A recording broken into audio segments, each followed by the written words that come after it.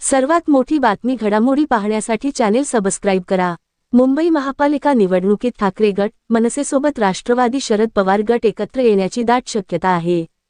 ठाकरे बंधूंच्या युतीवर जवळपास शिक्कामोर्तब झाले असून दुसरीकडे जागा वाटपाचा फॉर्म्युला जवळपास निश्चित झाल्याचे वृत्त आहे। मुंबई महानगरपालिका सार्वत्रिक निवडणूक एकत्रितपणे लढण्याबाबत शिवसेना, ठाकरे गट, मनसे आणि राष्ट्रवादी काँग्रेस यांच्यात जवळपास एकमत झाले आहे। या आघाडीत डावे पक्षही सहभागी होण्याची दाट शक्यता आहे। मुंबई महानगरपालिका सार्वत्रिक निवडणूक एकत्रितपणे लढण्याबाबत शिवसेना, ठाकरे गट, मनसे आणि राष्ट्रवादी काँग्रेस यांच्यात जवळपास एकमत झाले आहे। शिवसेना, ठाकरे गट आणि मनसेच्या नेत्यांमध्ये तुर्तास जागा वाटपाची चर्चा सुरू आहे। ठाकरे गटाच्या नेत्याने दिलेल्या माहितीनुसार, प्राथमिक चर्चेनुसार ठाकरे गट 120 ते 125 प्रभागांमध्ये निवडणूक लढवण्याच्या तयारीत आहेत।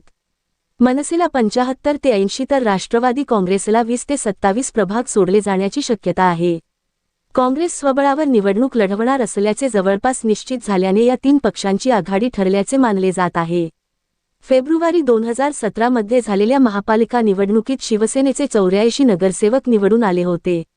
हे प्रभाग कायम ठेवत आणखी 36 ते 40 नव्या प्रभागांवर ठाकरे गटाचे दावा केला आहे।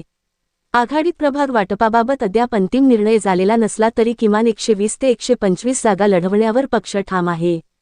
कोणते प्रभाग कोणाला द्यायचे यावर मनसे आणि शिवसेनेतील ज्येष्ठ नेते चर्चा करून अंतिम निर्णय घेणार असल्याची माहिती आहे।